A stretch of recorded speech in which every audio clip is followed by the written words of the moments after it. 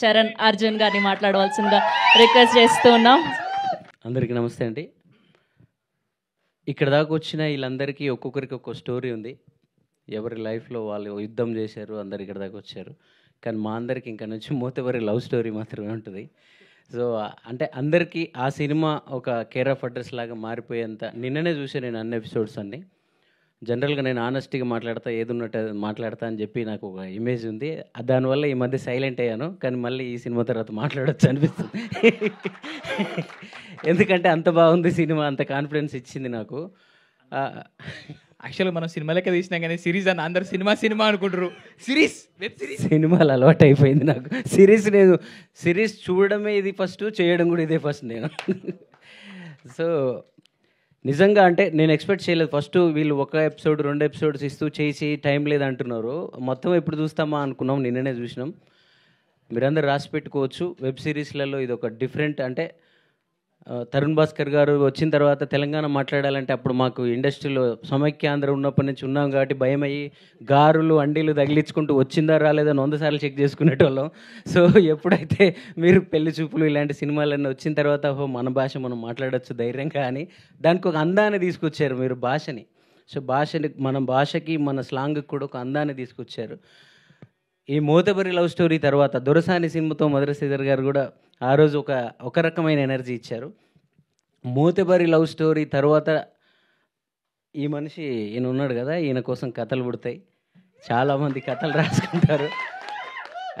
మధుర శ్రీధర్ గారు నాకు చెప్పారు ఇది చేయమని చెప్పినప్పుడే, ఈయనని రవితేజ గారిని రాజేంద్ర ప్రసాద్ గారిని కలిపితే ఈయన ఉంటారని.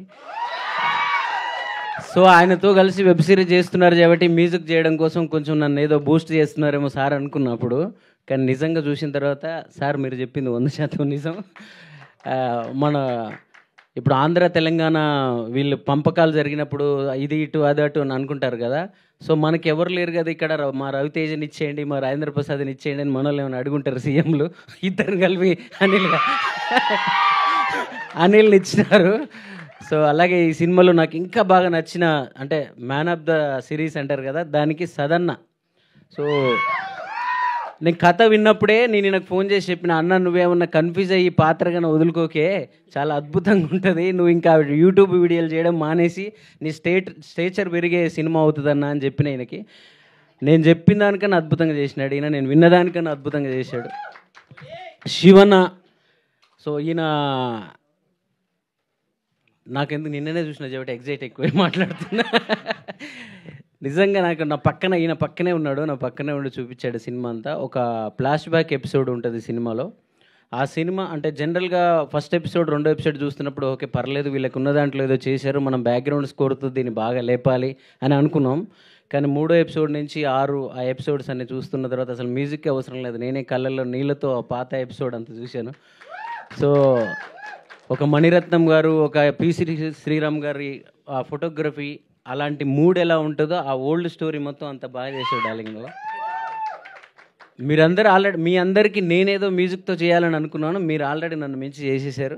సో మేము జస్ట్ దాని ఫీల్ని తీసుకొస్తే చాలు మ్యూజిక్ అని అనిపించింది. సో ఈ సినిమా ద్వారా ఈ సినిమాలో ప్రతి పాత్ర పేరున చెప్పలేము కానీ ప్రతి పాత్ర వీవా అన్న ఉన్నాడు, నిసార్ బాయ్ ఉన్నాడు, ఆ ముసలాయన పాత్ర రాముల తాత ఉన్నాడు, అలాగే ఇంకా వాళ్ళ అన్నదమ్ముల పాత్రలు అయితే చెప్పడానికే లేదు.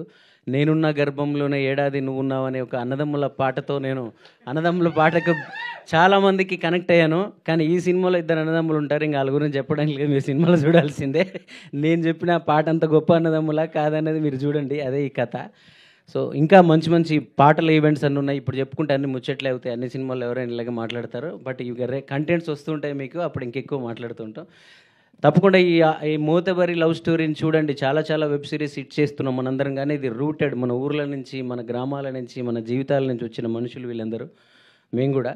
సో ఇది విజయవంతం అయితే ఇంకా చాలా కథలు పల్లెల నుంచి పుట్టుకొస్తాయి, చాలా కళాకారులు పుట్టుకొస్తారు, అదంతా మీ చేతిలోనే ఉంది. Thank you.